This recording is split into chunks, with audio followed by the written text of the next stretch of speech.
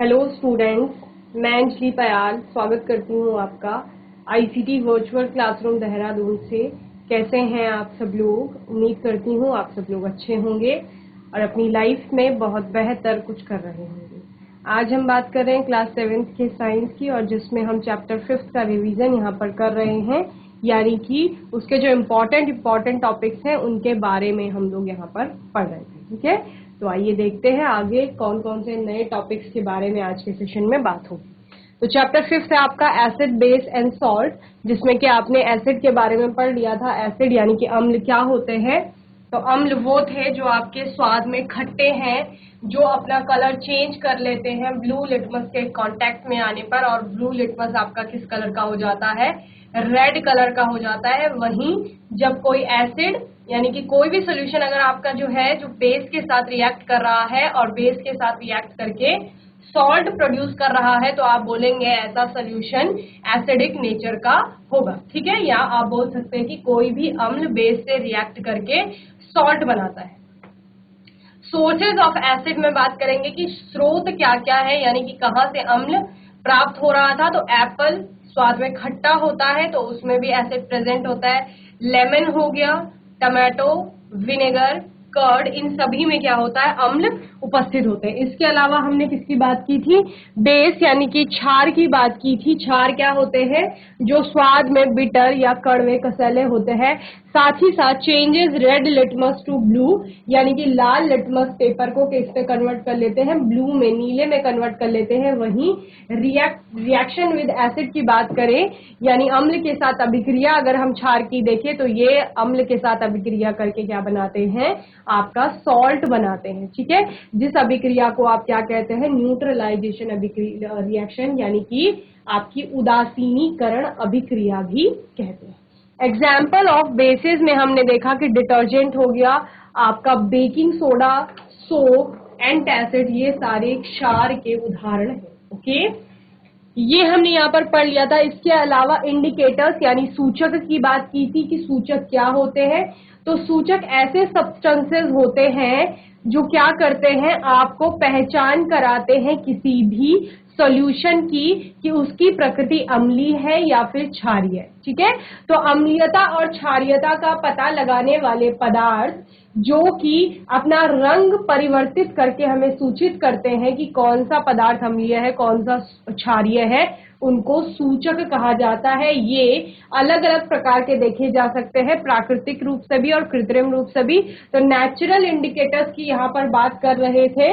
So indicator special type of substances are used to whether a substance is acidic or basic in nature. These substances are known as indicators. Okay, or indicators changes their color when added to a solution containing an acidic or a basic substance. Okay, कोई भी indicator जो होता है वो किसी acid या basic medium में आने पर क्या कर देता है? अपना कलर चेंज कर देता है, यानी रंग में परिवर्तन ले आता है। क्लियर? इसके अलावा नेचुरल इंडिकेटर की बात हुई थी, जिसमें कि सबसे पहले लिटमस की बात की थी कि लिटमस जो कि लाइकन से एक्सट्रैक्ट किया जाता है। और लाइकन क्या है? जब एल्गे और फंगस आपका सिम्बायोटिक रिलेशन में रहते हैं तो उसको क्या कहा जाता है? लाइकन कहा जाता है। इसका जो अपना नेचुरल कलर होता है वो पर्पल कलर का होता है, और वहीं पर इससे रेड और ब्लू कलर के लिटमस पेपर प्राप्त किए जाते हैं। इन्हीं रेड और ब्लू कलर्स को क्या किया जाता है? किसी भी सॉल्यूशन में डाला जाता है, तो फिर वो अपना कलर चेंज करते हैं और बताते हैं कि कौन सा आपका एसिडिक है और कौन सा बेसिक है। इट टर्न्स रेड जब वो रेड में कन्वर्ट हो जाता है, जब क्या होता है? Added to an acidic solution. जिस तरह से हम बोल रहे थे कि ब्लू लिटमस को अगर एसिडिक मीडियम में रखेंगे या एसिड सॉल्यूशन के कांटेक्ट में ब्लू लिटमस आता है तो वो रेड में कन्वर्ट हो जाता है। वहीं पर it turns blue when added to a basic solution, और वहीं पर अगर रेड आपका लिटमस है तो वो ब्लू में कन्वर्ट हो जाएगा अगर वो बेसिक सोल्यूशन के कांटेक्ट में आता है तो। ओके, यहाँ पर हमने इस तरीके से कलर चेंज भी देखा था। आपका बेस था, एक एसिड था, और एक आपका कोई न्यूट्रल सॉल्यूशन था। ठीक है,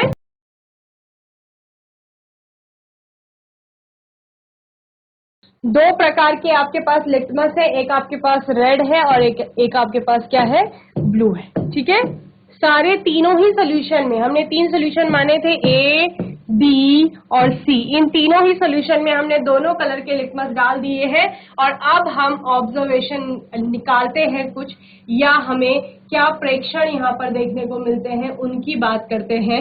तो पहला सोल्यूशन जो ए है उसमें दोनों स्ट्रिप डालने पर क्या देखा जाता है कि जो रेड वाली स्ट्रिप थी वो तो ब्लू में कन्वर्ट हो गई, लेकिन ब्लू ब्लू ही रहा। क्लियर है। वहीं पर एसिड की बात करेंगे, जो बी वाला सोल्यूशन था उसमें रेड रेड ही रहा लेकिन ब्लू रेड में कन्वर्ट हो गया। वहीं जो सी सोल्यूशन था उसमें दोनों ही जो लिटमस थे उन्होंने कलर चेंज शो नहीं किया, यानी कि रेड लिटमस रेड ही रहा और ब्लू लिटमस ब्लू। क्लियर। इतना हमने यहाँ पर देखा और इसके बाद हम किस प्रेक्षण में पहुंचे, चूंकि हम पहले ही पढ़ चुके हैं कि लाल आपका नीले में कन्वर्ट हो जाएगा जब वो कैसा होगा, बेस होगा। तो ये ए आपका बेस हो गया। ठीक है, ब्लू लिटमस अगर किसी बेस में जाता है तो वो ब्लू ही रहता है, उसमें कोई कलर चेंज नहीं होगा। वहीं पर एसिड की बात करेंगे, रेड आपका रेड ही रहेगा, वो कलर चेंज शो नहीं करेगा, लेकिन वहीं पर ब्लू आपका रेड में कन्वर्ट हो जाता है। ये क्या है, एसिड। ओके। न्यूट्रल आपका कोई सोल्यूशन है, यानी कि उदासीन प्रकृति है उसकी, तो उसमें आपका रेड और ब्लू किसी भी प्रकार से कलर चेंज शो नहीं करते। इसके अलावा टर्मरिक जो आपका सेकेंड नेचुरल इंडिकेटर है उसकी बात कर रहे थे। हल्दी, कभी आपने देखा होगा कि कपड़ों पर हल्दी के दाग लग जाते हैं अगर, तो फिर क्या होता है उसमें अगर डिटर्जेंट जाता है, ठीक है, तो वो पीला कलर का जो दाग होता है, स्टेन होता है, वो रेड कलर का या रेडिश ब्राउन कलर का हो जाता है। तो एक्चुअली वहां पर हो क्या रहा है, टर्मरिक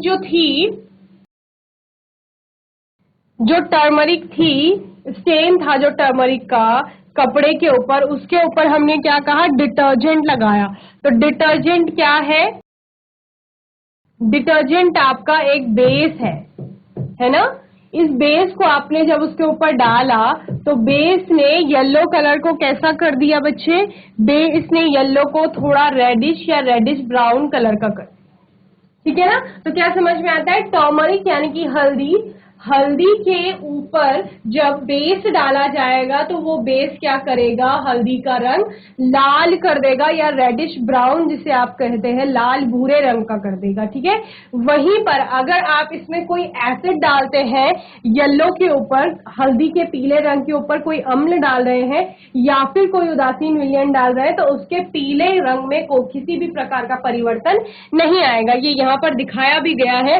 ये आपके पास सैंपल थे हल्दी के, और क्या किया गया, एक न्यूट्रल सब्सटेंस, न्यूट्रल कोई सोल्यूशन लिया गया, उसको डाला गया तो पीला ही रहा। फिर एसिड डाला गया तो तब भी पीला ही रहा हल्दी का रंग, लेकिन जैसे ही बेस डाला गया उसका कलर कैसा हो गया, रेड कलर का हो गया। तो turmeric litmus, turmeric turns vermilion, और क्या होता है, ये जैसे सिंदूर का कलर होता है आप बोल सकते हैं, या फिर किस तरह का लाल कलर का कन्वर्ट हो जाता है हल्दी जो होता है उसका पीला रंग। समझ गए। तो ये हमारा पूरा टर्मरिक के बारे में था। ये भी नेचुरल इंडिकेटर की तरह यहाँ पर काम करता है। Turmeric is a natural indicator, it is an acid base indicator. When it react with basis it changes colour to deep red. Turmeric compound remain yellow when acid or neutral solution are added to it. Okay, चलिए जल्दी से note करेंगे।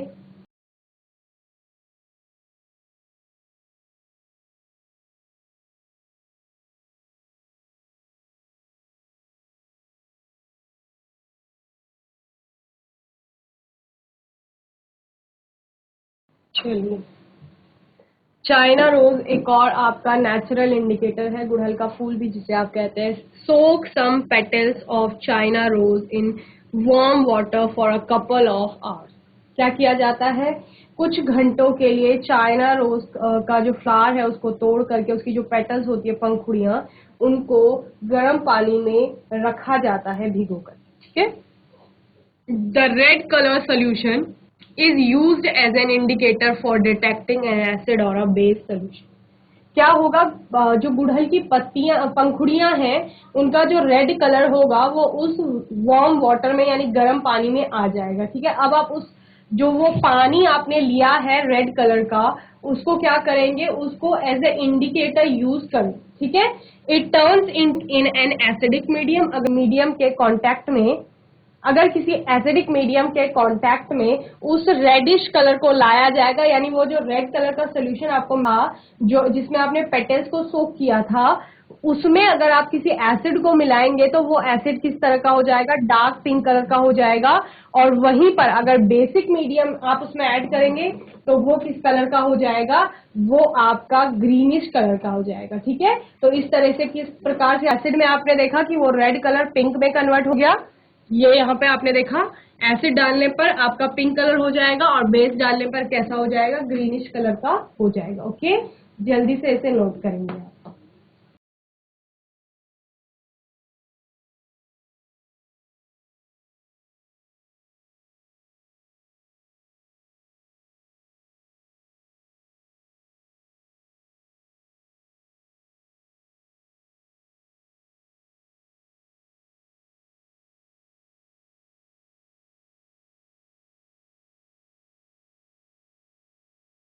दोनों जगह हमने एक चीज कही थी कि जब भी आपका कोई एसिड होगा वो बेस से रिएक्ट करेगा या फिर कोई बेस एसिड से रिएक्ट करेगा। इसका मतलब क्या है, दोनों आपस में जब भी रिएक्ट करेंगे तो एक सॉल्ट प्रोड्यूस होगा और साथ ही साथ आपका H2O यानी कि वाटर प्रोड्यूस होगा।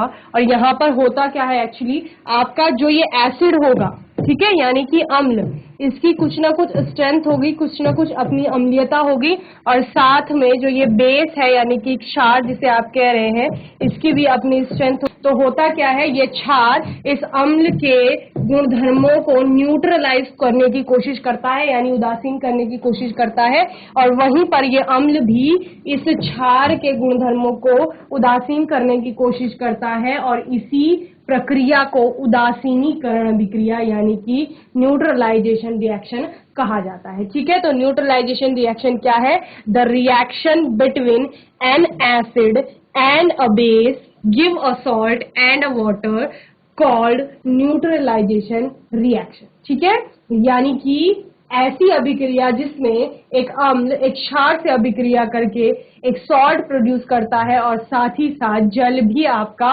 प्रोड्यूस होता है, इस अभिक्रिया को न्यूट्रलाइजेशन रिएक्शन यानी उदासीनीकरण अभिक्रिया कहा जाता है। ओके, तो न्यूट्रलाइजेशन रिएक्शन क्या है, उदासीनीकरण, बहुत इंपॉर्टेंट रिएक्शन है ये।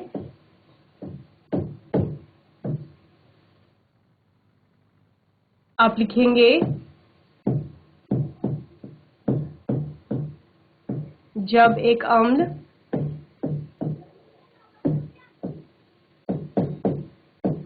एक क्षार से अभिक्रिया करता है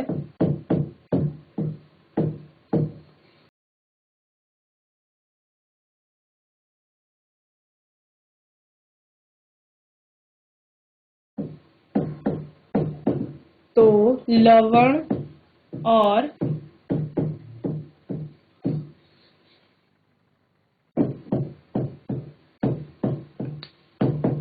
जल बनते हैं,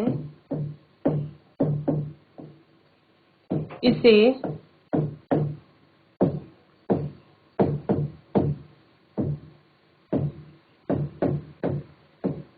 उदासीनीकरण अभिक्रिया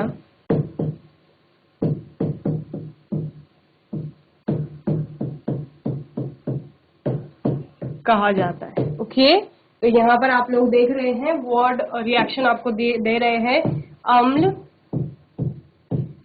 और क्षार आपस में मिल करके क्या बना रहे हैं,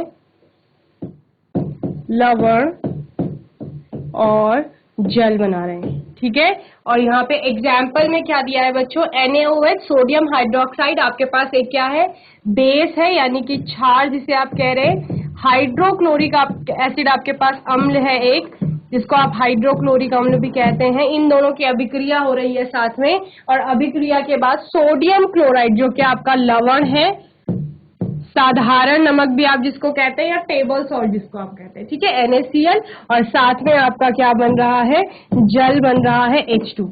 ओके। एक और रिएक्शन दी गई है जहां पर एक क्षार है सोडियम हाइड्रोक्साइड H2SO4 सल्फ्यूरिक अम्ल के साथ अभिक्रिया कर रहा है और Na2SO4 लवण और साथ में बच्चे जल बना रहा है। तो ये क्या है, ये पूरी उदासीनीकरण अभिक्रिया है आपकी। ओके, चलिए जल्दी से नोट करेंगे इसके बारे में।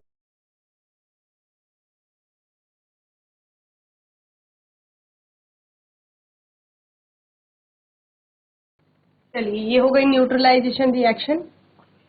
सॉल्ट के बारे में बात हुई यहाँ पर, क्यों? क्योंकि आपका जो प्रोडक्शन हुआ, जिस चीज का फॉर्मेशन हुई है, वही क्या है, सॉल्ट है। तो वो सॉल्ट है क्या, उसकी बात कर रहे हैं। क्योंकि क्वेश्चन ये भी आ सकता है कि व्हाट इज सॉल्ट और लवण क्या होते हैं।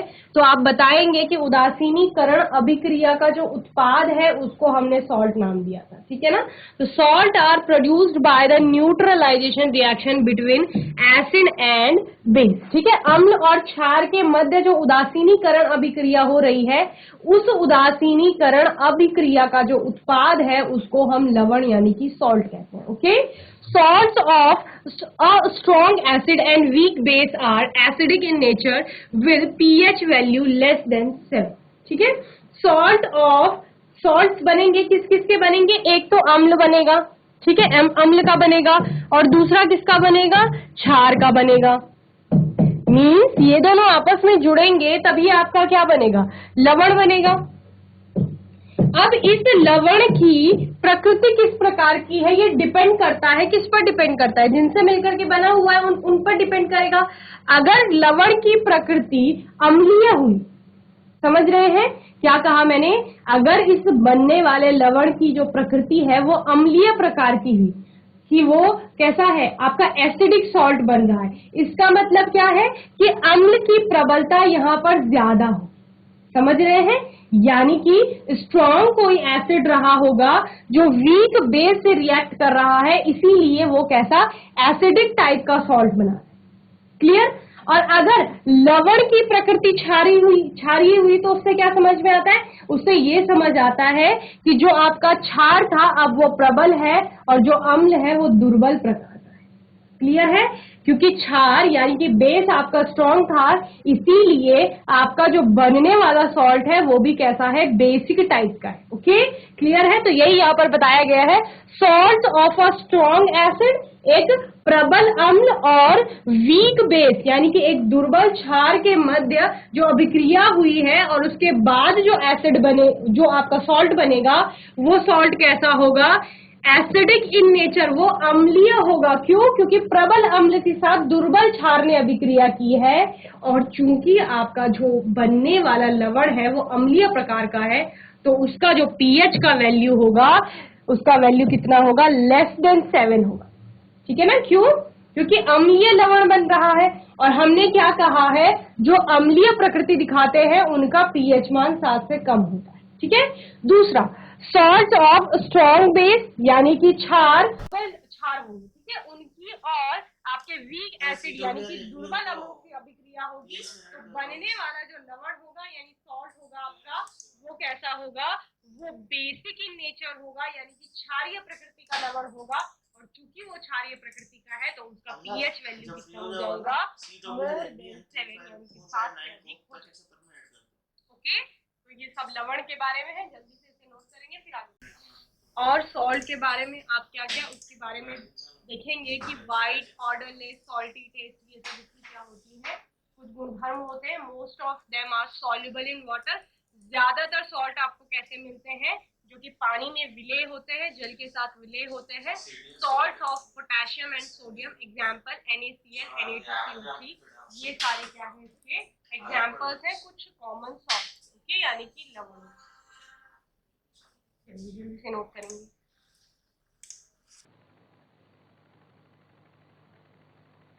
चलिए, न्यूट्रलाइजेशन इन एवरीडे लाइफ, यानी कि हमारी प्रत्येक दिन की जो दिनचर्या है, लाइफ है, वहां पर कहाँ कहाँ पर हमें उदासीनीकरण अभिक्रियाएं देखने को मिलती हैं। सबसे पहले बात हो रही है इंडाइजेशन की। जब इंडाइजेशन जैसी स्थिति आ जाती है, यानी कि अपाचन जैसी स्थिति, जब क्या होता है शरीर में भोजन का पाचन नहीं होता है, तो उस टाइम पर हम क्या कहते हैं कि कुछ ऐसी चीज हो गई है बॉडी के अंदर। ऐसी चीज से क्या तात्पर्य है कि एसिड की मात्रा वहां पर बढ़ गई है। हमारी बॉडी में फूड के जो डाइजेशन है, भोजन का पाचन है, उसके लिए एसिड की रिक्वायरमेंट होती है, लेकिन बहुत ज्यादा एसिड जब रिलीज होता है बॉडी में तो वहां पर एसिडिटी बढ़ने से डाइजेशन प्रॉपर नहीं हो पाता है, इनडाइजेशन की स्थिति आ जाती है। तब क्या किया जाता है, एसिड की मात्रा को कम करने के लिए कोई बेस डाला जाता है बॉडी के अंदर, या बेस को लिया जाता है ताकि उस एसिड की मात्रा को न्यूट्रलाइज किया जा सके। ठीक है, तो our stomach contains HCl, hydrochloric acid. It help us to digest food. ये किसमें मदद करता है, हमें पता है हाइड्रोक्लोरिक एसिड हमारा जितना भी भोजन है उसके पाचन में हेल्प करता है। Sometimes too much of acid causes indigestion. कभी कभी क्या होता है, बहुत ज्यादा जो एसिड होता है उससे इनडाइजेशन की स्थिति आ जाती है, यानी अपाचन की। We take antacid as milk of magnesium hydroxide. It neutralises the effect of excessive acid. ठीक है, होता क्या है कि यहाँ पर बहुत ज्यादा मात्रा में चूंकि बॉडी में एसिड आ गया है, और उस एसिड की मात्रा को अब कम करने के लिए, या हम क्या कहेंगे न्यूट्रलाइज करने के लिए क्या किया जाएगा, एक बेस को लिया जाएगा, या एंटासिड जिसे कहा जाता है, यानी कि प्रति अम्ल भी जिन्हें आप कहते हैं। तो मिल्क ऑफ मैग्नीशिया, जो कि मैग्नीशियम हाइड्रोक्साइड एक बेस है, उसको लिया जाता है और वो क्या करता है, एसिड को न्यूट्रलाइज करने का काम करता है। और यहाँ पर न्यूट्रलाइजेशन का हमें एग्जाम्पल देखने को मिलता है, या न्यूट्रलाइजेशन रिएक्शन होते हुए दिखती है। क्योंकि बॉडी में एसिड था, हमने ऊपर से बेस लिया, तो एसिड बेस ने आपस में रिएक्ट किया और न्यूट्रलाइज कर दिया एक दूसरे की जो भी उनकी क्या थे इफेक्ट थे उस। ठीक है ना, तो इतना आपको अच्छे से समझ में आ गया होगा। तो बच्चों, आज के सेशन में हमने कुछ और इंडिकेटर्स के बारे में पढ़ा, नेचुरल इंडिकेटर्स के बारे में, जैसे टर्मरिक हो गया, आपका चाइना रोज हो गया, इसके अलावा सॉल्ट्स के बारे में अच्छे से पढ़ा, न्यूट्रलाइजेशन रिएक्शन पढ़ी। और neutralisation reactions in everyday life में हमने सबसे पहले इंडाइजेशन की बात की कि उस स्थिति में न्यूट्रलाइजेशन कैसे होता है।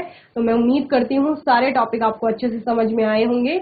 कोई भी आपका डाउट होगा, मन में प्रश्न होगा, तो आने वाले सेशन में आप लोग पूछ लेंगे। और तब तक के लिए ICT वर्चुअल क्लासरूम से जुड़ने के लिए धन्यवाद।